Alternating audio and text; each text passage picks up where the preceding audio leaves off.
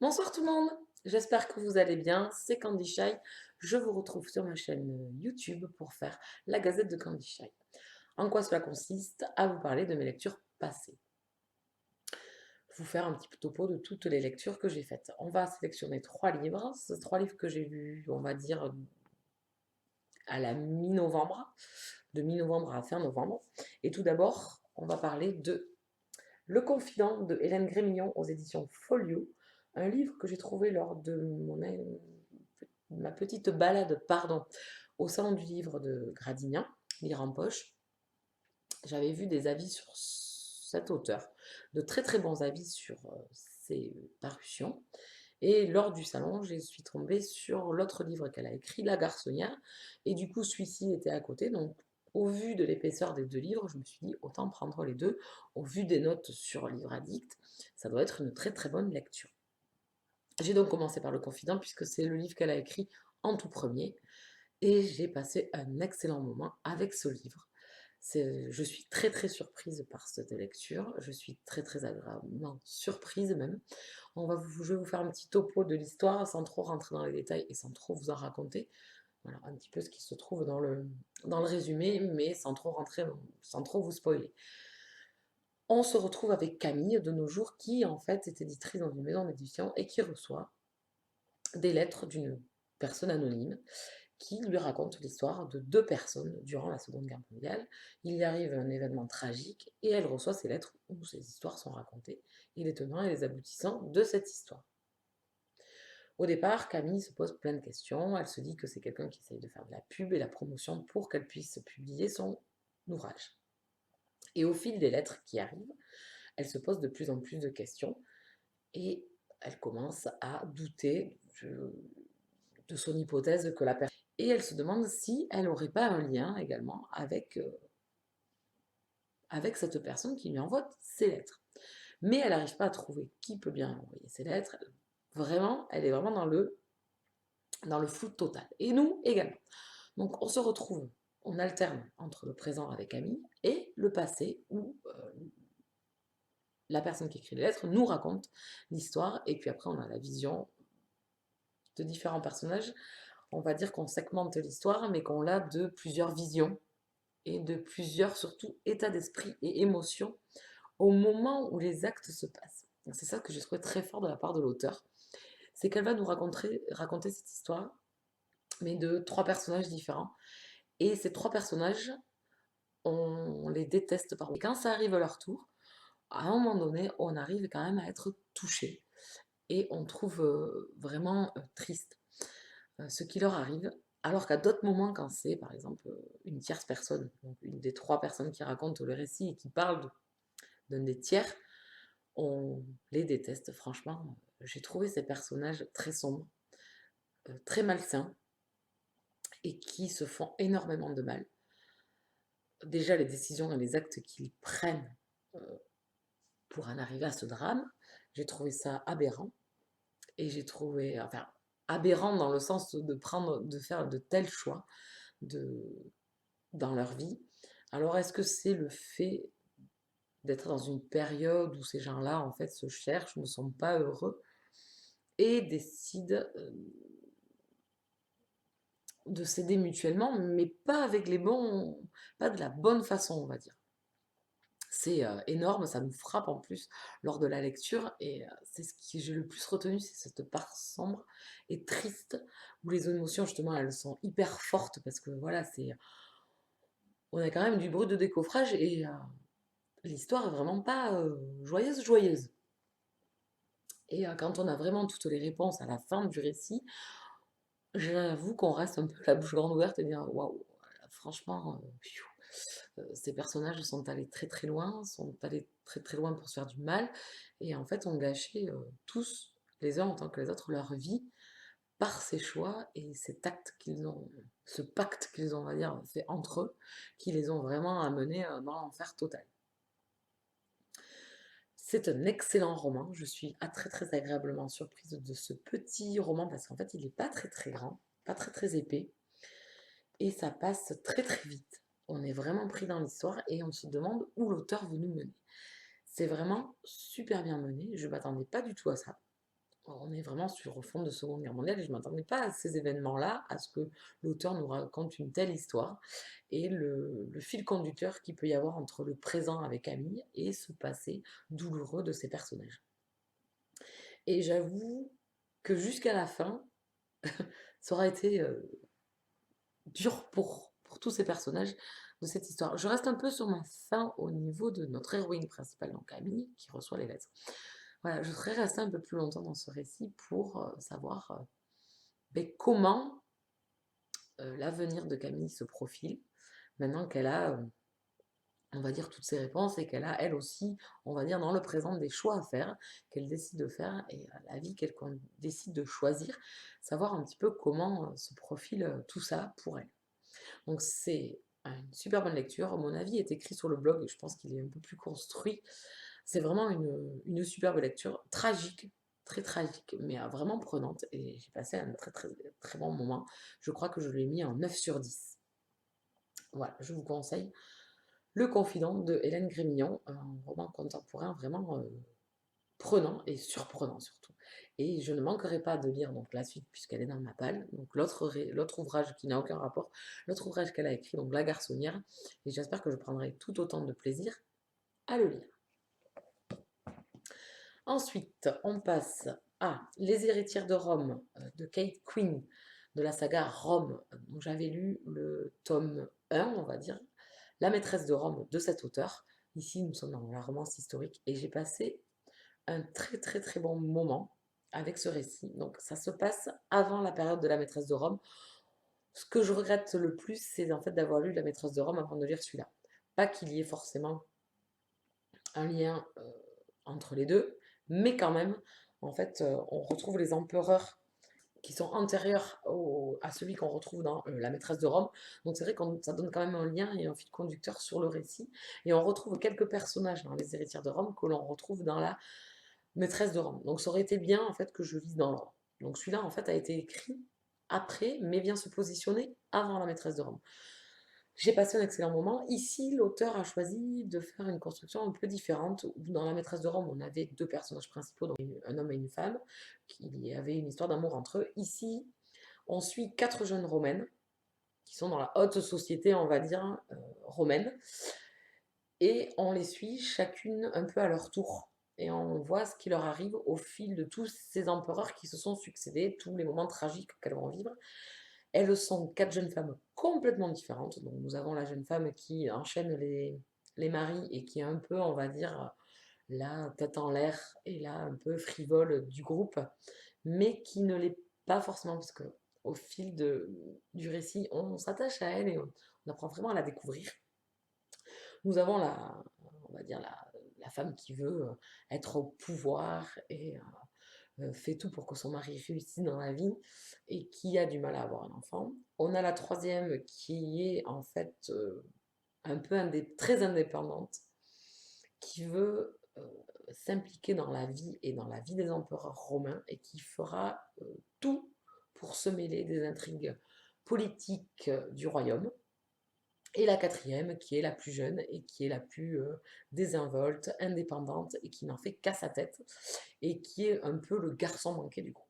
Voilà, donc on suit ces quatre jeunes femmes, ces quatre héritières, et on les suit au fil de l'histoire et, comme je vous disais, au fil des empereurs qui se sont succédés et on apprend vraiment la succession des empereurs, comment ils sont montés au pouvoir, les complots qu'il y a eu, les accessions au pouvoir qu'ils ont fait et ces jeunes femmes, comment elles ont tourbillonné dans ces univers, et aussi les romances qu'elles ont eues, les déboires, les tragédies, parce qu'elles ne sont pas épargnées non plus. Et c'est ce que j'aime dans la plume de Kate Quinn, c'est qu'elle n'épargne pas ses personnages et qu'on est toujours pris dans l'histoire.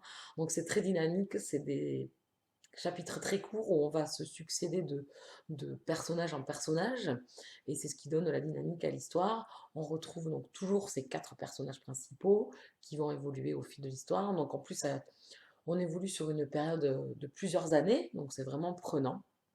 Donc on va vraiment nos personnages évoluaient également. C'est ce que j'avais aimé dans la maîtresse de Rome, c'est qu'on est sur plusieurs années et donc les personnages au fil du temps et en vieillissant et avec tout ce qui leur arrive, changent, évoluent et c'est ce que je trouve très fort toujours de la part de cet auteur qui arrive à super bien mener les émotions, l'action, l'histoire et la maturité des personnages et l'évolution des personnages. Voilà, c'est vraiment un gros tout qu'il y a dans les récits de cet auteur et que j'adore. Voilà, j'ai pris autant de plaisir à lire Les Héritières de Rome que La Maîtresse de Rome.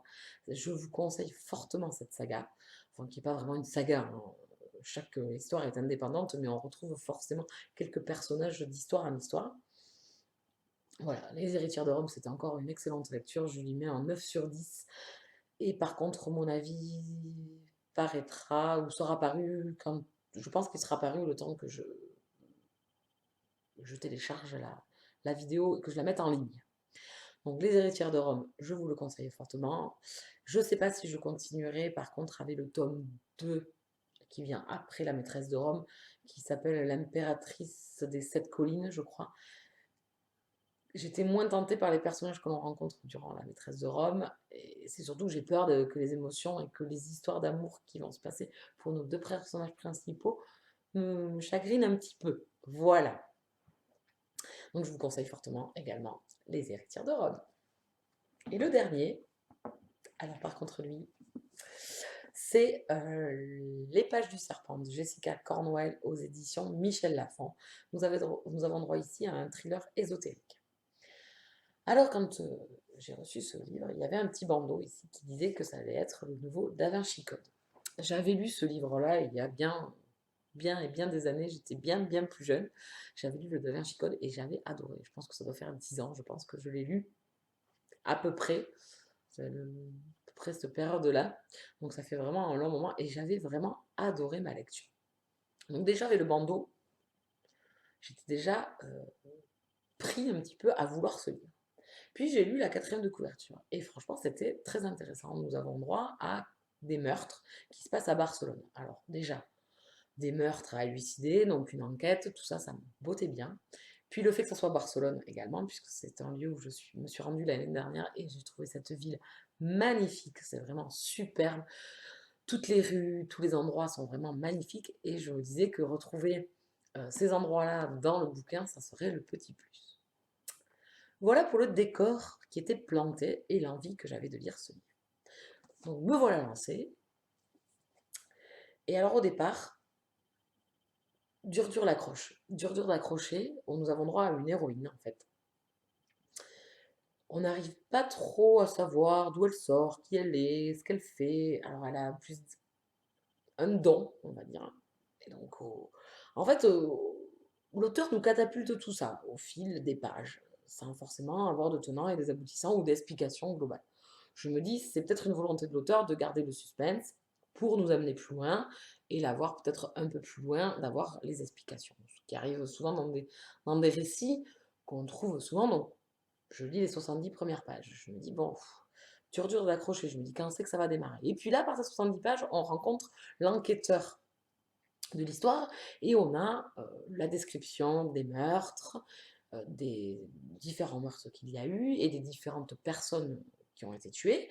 Donc là, c'était un peu prenant. Je me dis, ça y est, ça va démarrer. Et puis l'auteur décide de couper tout ça par, on va dire, de l'historique. Et il nous rapporte des faits sur la religion, sur des papyrus, l'explication de comment décrypter des papyrus, ce que l'on peut y trouver dedans au niveau ésotérique et tout ça. Donc là, je me suis dit, il est en train de me plomber.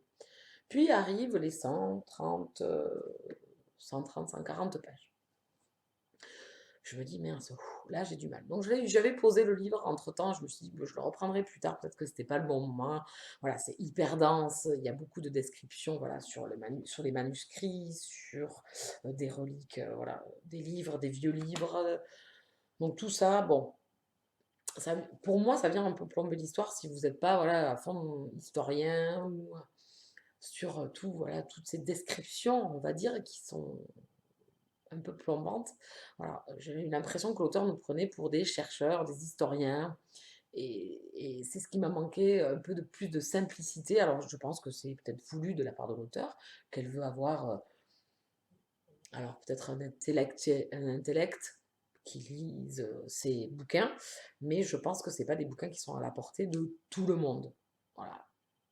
Ou alors, je me suis sentie peut-être stupide, j'en sais rien. Je pense que quand même, un thriller ésotérique, même si c'est la religion n'est pas forcément ce que j'adore le plus, je trouve que ça amène vraiment toujours des plus. Voilà, dans le Da Vinci Code, c'était le gros plus de l'histoire, c'était voilà, le fer de lance de l'histoire. Ici, voilà, ça, j'ai pas accroché, j'ai pas tout compris, j'ai pas compris l'héroïne. Alors elle m'est restée complètement extérieure. Alors au moment de nous raconter, voilà, et qui nous a alpagué au niveau de la description des meurtres et tout ça, l'auteur repart, voilà, sur ce côté historique et revient en arrière. Et je trouve qu'il coupe l'élan du lecteur. Enfin, moi, il m'a coupé mon élan. Donc, je me suis forcée à continuer et j'avoue que j'ai commencé à lire en diagonale. Alors là, quand ça commence à lire à 150 pages en diagonale, je me dis, je ne suis pas rendue. Surtout que c'est un bouquin qui fait 400 et quelques pages, je pense. 424 pages. Voilà. Donc, c'était un calvaire. C'était le genre de livre où vous pouvez voilà, le laisser à côté de vous. Vous savez que vous allez le lire. Et puis, vous n'avancez pas. Genre, je lisais 3 pages, je m'arrêtais. J'étais plus du tout dedans. Je me suis dit, merde, ça va falloir rendre ta chronique. Je voyais le temps passer et surtout la fin du mois global arriver, donc à rendre la chronique en temps et en heure. C'était un pur cauchemar. Franchement, j'ai pas compris euh, la construction de l'auteur, pourquoi elle a choisi de faire comme ça. Je pense que c'est primordial un certain lectorat pour lire ce genre de bouquin. Et je pense qu'elle aurait pu amener les choses différemment et nous faire déjà accrocher à ses personnages principaux. Voilà, donc moi, je vous avoue, j'ai abandonné ma lecture parce que franchement, c'était un pur cauchemar. Alors, vous pouvez retrouver d'autres avis parce qu'au départ, je me suis dit, je peux pas m'arrêter là. Je suis obligée d'aller au bout et arriver presque à la moitié du livre, ça, ça accrochait pas du tout, mais pas du tout, du tout. Et j'ai vu passer, commencer à voir passer, je vais y arriver, les avis sur cette lecture. Et ça a confirmé, ben, moi, ma lecture, à proprement dit, puisque je pense que tous les avis qui sont sortis étaient tous les mêmes, comme quoi cette lecture ne leur a pas plu. Donc, j'ai su, et puis, enfin, comme je vous ai expliqué là, je pense que je vous ai quand même expliqué tout ce que moi, je n'ai pas accroché, je n'ai pas trouvé d'intérêt. Je trouve que la part historique prend trop de place sur le thriller à proprement parler, sur les meurtres. J'ai pas compris le personnage principal, la jeune femme que l'on a dans cette histoire. Son don, j'ai pas su tout saisir. Bon, après, j'ai abandonné, donc forcément, je suis pas arrivée au bout. Donc, je peux pas trop vous en dire. Donc voilà, ce livre a été très dur à lire, enfin à aller jusqu'à la moitié où je suis allée. Ça a été un pur cauchemar. Voilà, donc je ne le conseille pas, je ne peux pas vous le conseiller. J'ai écrit un avis sur le blog que j'ai détaillé, j'ai expliqué pourquoi. Euh, je pense qu'il faut vous faire votre propre idée si vous êtes des pros du thriller, que vous aimez les thrillers ésotériques, que vous avez l'habitude voilà, où on vous balance des manuscrits en veux-tu voilà, des descriptions sur des livres, etc., sur des papyrus. Mais peut-être que ce livre est fait pour vous. Voilà, moi c'était un loupé total avec ce livre-là et c'est pas du tout le futur Da Vinci Code, loin de là même. Donc je ne peux pas vous le conseiller. Je crois que je lui ai mis 3 ou un 4 sur 10. Voilà. Voilà. Mais l'avis est sur le blog si vous voulez aller le voir. Voilà, je pense que j'ai assez blablaté, désolée, j'ai été un peu long, j'essaye de faire des vidéos de 15 minutes, mais là ça a été un peu plus long. Il y avait à en dire, faut dire. Juste vous remercier d'être fidèle à la chaîne, de toujours me laisser quelques commentaires, de mettre des pouces, c'est toujours cool. Merci aux personnes qui viennent de s'abonner, parce que j'ai vu que ça avait pris un petit essor là depuis quelques temps. Donc merci beaucoup, ça fait toujours plaisir. Et j'espère que vous viendrez papoter, parce que moi, ce qui m'intéresse, c'est plus ça. De venir papoter, mettre des petits commentaires pour que je puisse vous répondre et qu'on puisse discuter sur les livres que vous avez lus, que vous avez à me conseiller, puisque certaines me mettent des commentaires et me conseillent des livres que je note toujours. Parce que voilà, si c'est toujours dans la même veine que ce que je vous présente, forcément, vous connaissez un peu mes goûts et du coup, vous pouvez facilement me conseiller. Donc je vous remercie encore une fois. Je vous dis à très vite. Ciao, ciao!